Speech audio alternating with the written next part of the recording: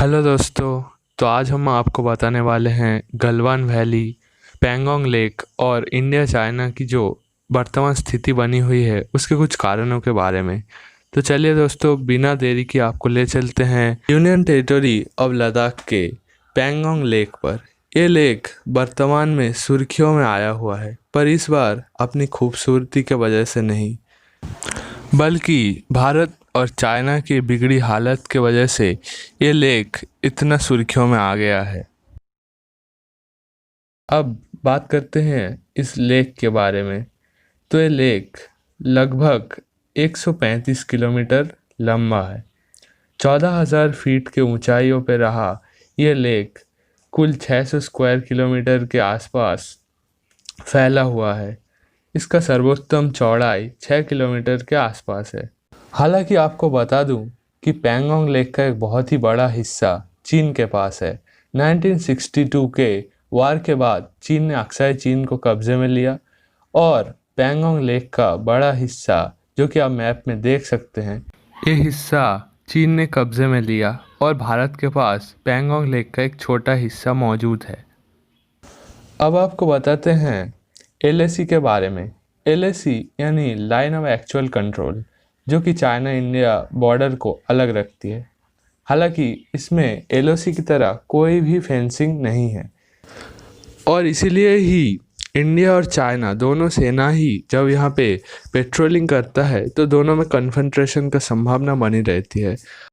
और जून के 15 को हमें उनके बीच का सबसे बड़ा झड़प देखने को मिला। अब आपको बताते हैं 8 फिंगर्स के बारे में।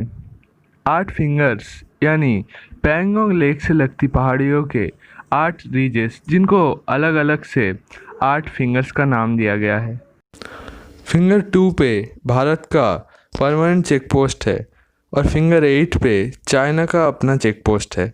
एलएसी को लेकर दोनों ही देश का अलग अलग मान्यता है।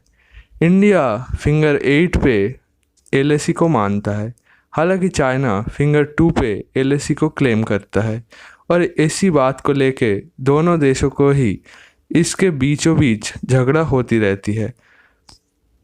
तो आपको बताऊं कि फिंगर 4 से 8 का जो रीजन है उस रीजन को कहते हैं नो मैन्स लैंड, यानी इंडिया ना चाइना कोई भी इस एरिया को अपना बोल के क्लेम नहीं कर सकता। और इस जगह पे जो पेट्रोलिंग होती है वो विदाउट फायर आर्म्स होती है, यानी किसी तरह का बंदूक गोला बारूद इन चीज़ों का इस्तेमाल नहीं किया जाता। और इसीलिए ही जो झड़प इंडिया और चाइना के सेना के बीच हुई उसमें भी किसी तरह के हथियार यूज़ नहीं हुए। हालांकि चाइना अपने प्री प्लान के तहत कांटेदार अस्त्र और रॉड के द्वारा भारत के सेनाओं पर हमला किया, जिसका जवाब भारतीय सेना ने 20 के बदले 45 जवानों की मौत के जरिए दिया। पैंगोंग लेक के इन क्षेत्रों में भारतीय और चाइनीज दोनों ही नेवी के बोट्स आमने सामने आके पहरेदारी करती है। चीन बहुत बार पैंगोंग लेक के भारतीय हिस्सों में अपने बोट्स के साथ घुसपैठ करता है, पर भारतीय नेवी और इंडियन आर्मी हमेशा ही तत्पर है उनको किसी भी तरह रोकने के लिए, और ये चीज़ हमेशा ही होता रहता है। पर हमें अब ये समझना होगा कि चीन अचानक से क्यों भारत के ऊपर इतना आक्रामक हो गया है। इसका कारण सीधा जुड़ा हुआ है भारत सरकार के लद्दाख में किए गए कुछ उन्नति के काम, जिनमें रोड्स और इलेक्ट्रिसिटी शामिल है। चीन का मानना यह है कि भारत अगर लद्दाख पे अपना रोड और इलेक्ट्रिसिटी जैसे सुविधाओं का प्रसार करती है तो सीधी तौर पे फॉरवर्ड बेस पे ज़्यादा सेना भेज सकती है, और इसी डर से चीन आक्रामक हो चुका है। और इस वक्त चीन को खटक रहा है भारत के 3 महीनों में 3 ब्रिज बनाने की रिकॉर्ड, और ये है वो ब्रिजे जो भारतीय सेना ने कम वक्त पे बना के रिकॉर्ड बना चुका है। और इन्हीं ब्रिजेसों के चलते भारतीय सेना कम समय में अपनी ज़्यादा फौज और इन्फेंट्री, जिसमें टैंक, खाने पीने का सामान जैसे चीज़ें शामिल हैं, इन चीज़ों को फॉरवर्ड बेस पे पहुंचाना बहुत ही आसान हो जाएगा। और इसीलिए ही चीन बार बार भारत को आक्रमण करके उसे रोकने की कोशिश कर रहा है।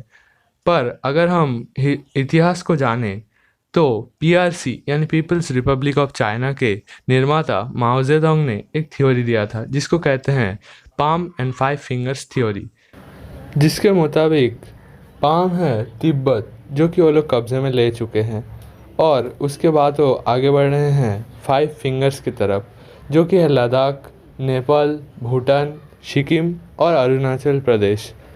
और इसी के तहत वो लोग लद्दाख को अपना टारगेट बना रहे हैं। ऐसे कठिन हालात में हमें भी अपने देश और अपनी सेना को मदद करना होगा। चाइना के माल के बहिष्कारों के साथ साथ हमें भी अपने देश को आत्मनिर्भर बनाना होगा। अगर आपको वीडियो अच्छा लगा तो लाइक और शेयर ज़रूर कीजिए। लीव ए कमेंट, चैनल को सब्सक्राइब करना ना भूले और अपकमिंग इंटरेस्टिंग वीडियोस के लिए बेल आइकन दबा दे। मिलते हैं अगले वीडियो पे, तब तक के लिए बाय।